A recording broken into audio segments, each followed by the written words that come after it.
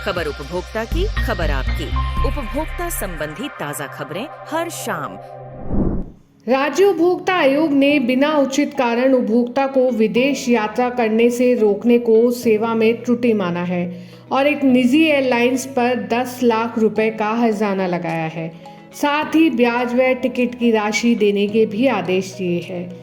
यह मामला कोर्ट में गया तो उपभोक्ता ने बताया कि अमेरिका और मैक्सिको जाने के लिए ट्रैवल एजेंसी के जरिए उन्होंने 2.85 लाख रुपए देकर टिकट बुक करवाए थे।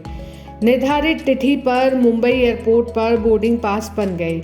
इस बीच जानकारी मिली कि एयरलाइंस के कर्मचारियों ने एक यात्री के पासपोर्ट को क्षतिग्रस्त कर दिया। इसके चलते एयरलाइन ने विमान में बैठने की इजाज़त नहीं दी और टिकट को कैंसिल कर दिया।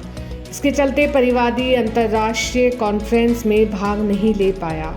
लुफ्थांसा एयरलाइंस कंपनी की ओर से आपत्ति जताई गई कि आयोग को परिवाद सुनने का क्षेत्राधिकार नहीं है।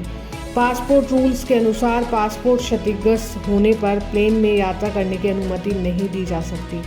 दोनों पक्षों को सुनकर आयोग ने टिकट की राशि में ब्याज व 10 लाख रुपए मानसिक हर्जाने व परिवाद के 50,000 रुपए 2 माह में देने के आदेश दिए हैं। केंद्र सरकार ने एक बड़ा फैसला लेते हुए भारतीय नागरिकों के आधार और पैन कार्ड डिटेल समेत संवेदनशील व्यक्तिगत पहचान योग्य जानकारी को उजागर करने वाली कुछ वेबसाइट्स को ब्लॉक कर दिया है। सरकार की ओर से आधिकारिक बयान में जानकारी दी गई। इलेक्ट्रॉनिक्स और सूचना प्रौद्योगिकी मंत्रालय के तहत संचालित भारतीय कंप्यूटर आपातकालीन प्रतिक्रिया दल ने इन वेबसाइट में सुरक्षा खामियां पाई थी। उसके बाद सरकार ने इन वेबसाइट को ब्लॉक करने का कदम उठाया है। इस बयान के मुताबिक मंत्रालय के संज्ञान में आया कि कुछ वेबसाइट भारतीय नागरिकों के आधार और पैन कार्ड विवरण सहित संवेदनशील व्यक्तिगत जानकारियों को उजागर कर रही है। इस मामले को गंभीरता से लिया गया है क्योंकि सरकार सुरक्षित साइबर सुरक्षा व्यवहार और व्यक्तिगत डेटा की सुरक्षा को सर्वोच्च प्राथमिकता देती है। इसके अनुरूप इन वेबसाइट्स को ब्लॉक करने के लिए त्वरित कार्यवाही की गई है। राष्ट्रीय उपभोक्ता विवाद निवारण आयोग ने जॉनसन एंड जॉनसन को एक उपभोक्ता को 35 लाख का मुआवजा देने का आदेश दिया है।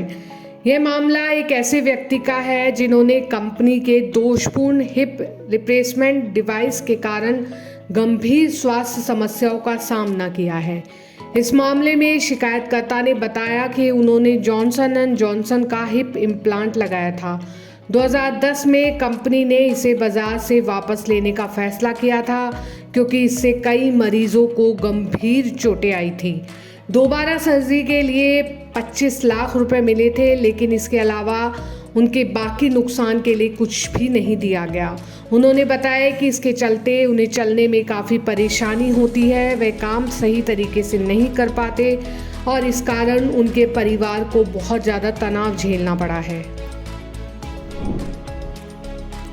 मिलावटी खाद्य पदार्थ ही नहीं बल्कि दुनिया भर में नकली दवाओं की बिक्री भी दिनों दिन बढ़ रही है।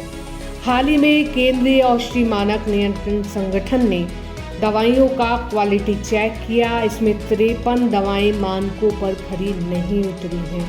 इस सूची में बीपी, डायबिटीज और विटामिन की दवाओं सहित कई महत्वपूर्ण दवाएं शामिल हैं।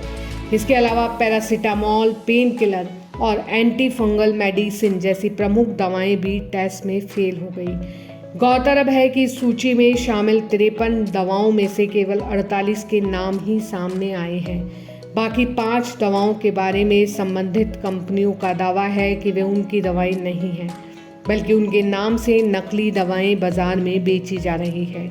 इनमें से कुछ दवाएं जैसे सन फार्मा द्वारा निर्मित पेंटोसिड टैबलेट, जिन्हें व्यापक रूप से उपयोग में किया जाता है, भी टेस्ट में फेल पाई गई हैं। इन दवाओं को सेहत के लिए नुकसानदायक बताया गया है, जिससे मरीजों की सुरक्षा पर गंभीर सवाल उठ गए हैं।